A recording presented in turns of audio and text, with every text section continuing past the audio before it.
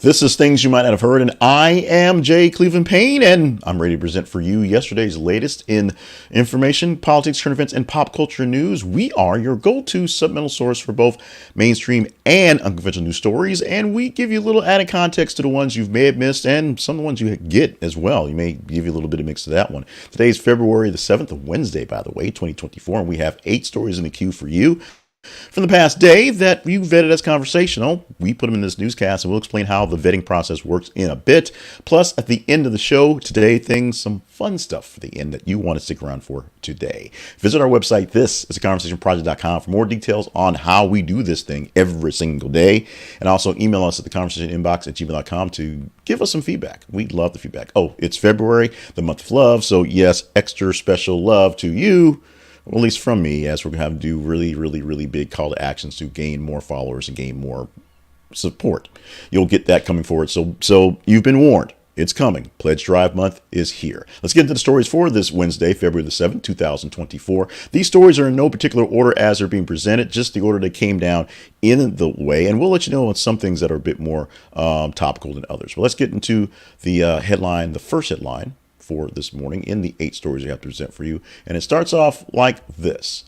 Tucker Carlson confirms he's interviewing Vladimir Putin.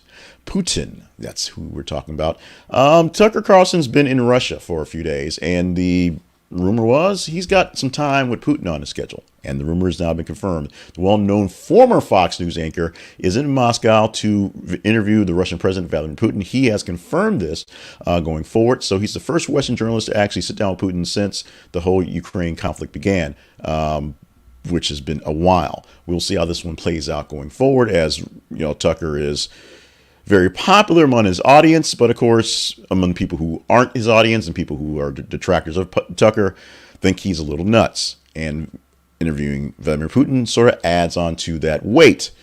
We can watch it because it'll be all over the place, and we will dissect it. Even places that don't need to be dealing with it, we'll deal with it, and we will suffer the consequences, I'm pretty sure. If you want to throw the hate at me, you got the email address. You can respond to the video. This is not good for anyone, let alone journalism. Let's go to the second headline for the day, and this headline reads, Ethan Crumbley's mother, Jennifer, convicted of manslaughter in historic Michigan school shooting trial. Ethan Crumbley's father will be on trial in a few days, I believe, or definitely by the end of the month, this month going forward. But Ethan Crumbley's mother, Jennifer, was on the stand for the last couple of days, and she's been found guilty of manslaughter in the Oxford High School shooting that happened in Michigan. Jury deliberated verdict for more than 10 hours, so it took a little time to get there, but they got there.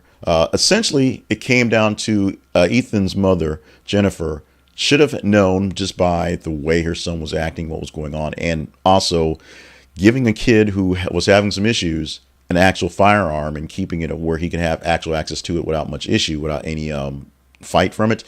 It seems like she could have had something else to do with it. They could have, not bought an extra gun for the house. They could have gotten more help. They could have did more things. They could have been more aware of where he was as opposed to what happened on that day. This is going to be a precedent that's newly set for these type of things. Now, don't think every parent will be now responsible for every school shooting, because that's not exactly what's going to happen. But people who actually have more sway or should know more about this will be held more accountable in these things. The story that is number 3 for this morning's headlines has this headline. Toby Keith, larger-than-life country music star, dies at 62. This was our teaser story for yesterday morning, so this is one we expected to get out here. And this is one that hit a lot of people pretty hard, to be honest. Toby Keith he was diagnosed with stomach cancer about 2 years ago, and he passed away quietly at home on Monday, says his family. Many hits by Toby Keith as a kind of a rebel cowboy, if you will, and also a lot of sort of social media backlash. If you watched some of the responses on the trending topics on X and on places like that, you will see both things of people saying RIP to a legend in rock and roll and country, because he kind of crossed over a bit, and also people who wanted to remind you that he's sort of the reason why the Dixie Chicks got canceled, because it happened. But we are going to honor the memory of Toby Keith as a just larger than life, as the headline says, country music star, dead at the age of 62 after a brief battle, but a strong battle with stomach cancer. Actually toured for a couple months extra while he was doing the serious treatments with that until he could not actually take the physical toll. So we're going to send our thoughts and prayers to the family and the fans of Toby Keith. Our number 4 story for this morning, more on Killer Mike. In fact, actually something on Killer Mike. Killer Mike's arrest stemmed from Grammy security guard who says rapper shoved her. We're going to show the nice picture of Killer Mike, who's pretty happy about his Grammy Awards. There he is, 3 of them, and then he got arrested. The article that we got, this was from Stereo Gum. It was a blog to get this, but we got more details in various other sources. Essentially, a misunderstanding, if you will. Killer Mike essentially pushed a security guard, or at least the guard said that she was pushed by Mike, and that turned into an altercation, that turned into an arrest on a battery charge. We will see this play out, obviously, in court over the next couple days. This was not one where Mike had an outstanding warrant for something and they just waited outside the doors to grab him. This is something that happened internally on the day of the Grammys. We'll see how this plays out moving forward. He still has 3 Grammys. You can't take it away from him. Our next story. Can't take this away from her because she's going to try to take it back. She's suing. Gina Carano sues Disney over Mandalorian firing in a lawsuit funded by Elon Musk, which may be some of the thing that really kind of sparked the attention on this one, the whole funded by Elon Musk. But Gina Carano, who the MMA fighter, now actress, who was fired from The Mandalorian, essentially for having her thoughts on COVID-19 and other conspiracy theories type things. Let's say it like that. Was fired from her role in The Mandalorian of basically becoming a star of it, becoming a regular occurring a character for it, and then was pulled out from the last season. She's taken Disney and Lucasfilm to court for this one, and this is being aided by, yes, Elon Musk. The lawsuit is getting a lot of attention because it's about whether a big company like Disney can let someone go for having different opinions, i.e., the vaccine is bad, you should not get it, it'll turn you into a insert whatever conspiracy theory here. Because that's essentially what she's saying. She was disagreeing with vaccines and things like that, and Musk is funding the bill. This is a way that many people have been taking down, and that they have taken down larger organizations. This is how Deadspin died because Hulk Hogan had a lawsuit that was funded by Peter Thiel, because Peter Thiel has a lot of money and can do that. We'll see how this one plays out. A lot of things playing out in court lately. This one may not play out in court as you would think it is, but this is one that was just sort of sad, and we put it in there, and you guys thought it was sad too, so we're talking about it because you do the engagement. We'll explain it when we get to the teaser story. Amazon driver in Georgia accused of trying to steal puppy out of family's yard. There's your headline. The story from USA Today gives us the details on an Amazon delivery driver in Georgia who got into trouble after being caught on a home security camera, apparently attempting to take a puppy out of a customer's yard. Those cameras are pretty powerful. Video showed the driver scooping up a young dog and heading back to the delivery van. Fortunately, the homeowner noticed and confronted the driver, who then released the dog. Incident led to driver's dismissal from Amazon, as the company has strict policies against such behavior and expects high ethical standards from its delivery personnel. It's one thing to steal your packages. It's a whole nother level of crazy to try to steal your dog. At least it wasn't someone on the hood of a car chasing down the person, because that would have been really, really crazy. The next headline for this morning. For number 7 story, Dartmouth reinstates SAT, ACT scores, drawing attention of role of standardized tests. There was a very big push, especially during the pandemic, but just in general as the growth of how people get into college, how colleges are actually responding to people, to not care for standardized tests as your standard bearer for how people get in or get out or where they're ranked. Dartmouth College did this, and they actually are bringing them back. The decision comes as a temporary suspension of the requirement due to COVID-19 pandemic is over, and schools officials believe that standardized testing can actually help in understanding a student's readiness for college. They said that the tests could provide valuable information when reviewed alongside other materials in high school grades. I actually heard an interview on this one yesterday on the radio while I was driving from someone from Dartmouth, and it may have been the president, it may have been someone representing him. I missed the beginning of the point. But the big point about it was, if you don't turn in your test scores, yes, you don't have that to compare by. And yes, there are some biases in the scores themselves and tests themselves, but you also don't have that comparison. You may have people who are deemed minorities or deemed in somewhat inferior type situations where they're scoring pretty high on those tests and scoring very well on those tests, and they rank out just as well as the other people who have the other advantages. So that's actually taking a bullet out of your chamber that you have to fight for that one. Dartmouth said they're bringing it back. We'll see if other stools are going to basically do the same thing. And the number 8 story for this morning, headline for this one reads, Americans' credit card debt hits record $1.13 trillion. And I am in that chorus, unfortunately. Credit card debt for the fourth quarter of 2023, $1.13 trillion. Delinquencies rising across all age groups. Things like auto loan balances, also high prices for new and used cars. Essentially, the big push for it and is helping as well. It's helping as well, although auto loans aren't necessarily on your credit card. But everything costs so much these days that you're charging things up and trying to keep that balance as just maintained, not so much low because of living going forward. Let's talk about our errors, apologies, and omissions section. And I should call it by the name we have in the title, apologies, errors, and omissions. That's one apology I should do on that one. No real apologies going on. We've had a lot of things kind of in behind the scenes. So hopefully you have seen them, noticed them. If you see them and notice them, email us at the conversation inbox gmail.com. Let us know how things are working. We're going to just let Monday pass at this point. We had a serious day with some technology and bandwidth that just did not work. We did get a show out. It just was really, really terrible to watch and terrible to be lived through. As far as a minute story, a story we're not getting into today because we don't have the time for it and we're really going on late this day, is dealing with this headline. Dearborn mayor calls for increased police in response to Wall Street Journal opinion piece. This story was a top 10 story for the day. We'll explain how the numbers work in a second. But the mayor of Dearborn, Michigan, Abdullah Hammond, is asked for increased police security patrols around places of worship and key infrastructure because essentially he had a piece in the Wall Street Journal that led to concerns about safety in his community. Essentially, it's turned into, in air quotes, being called the jihad capital of the nation.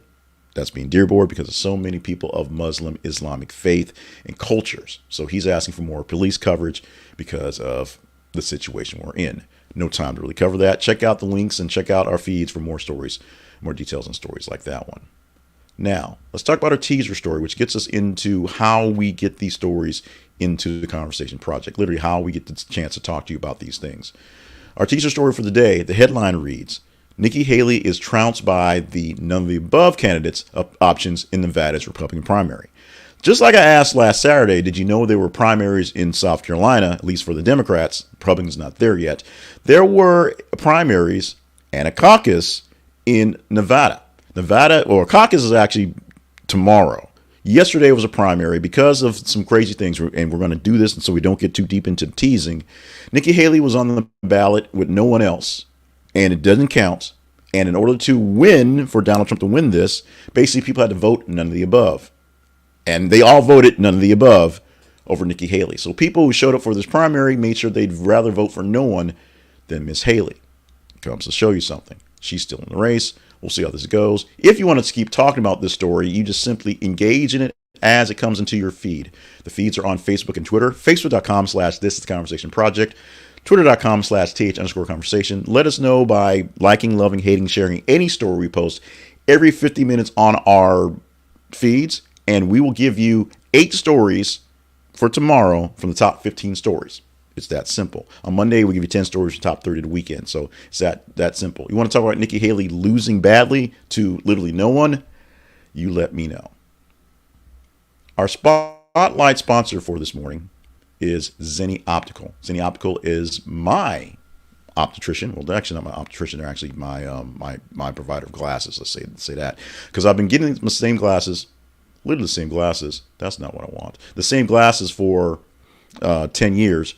From Zenni Optical. So check them out at thisisconversationproject.com/Zenni.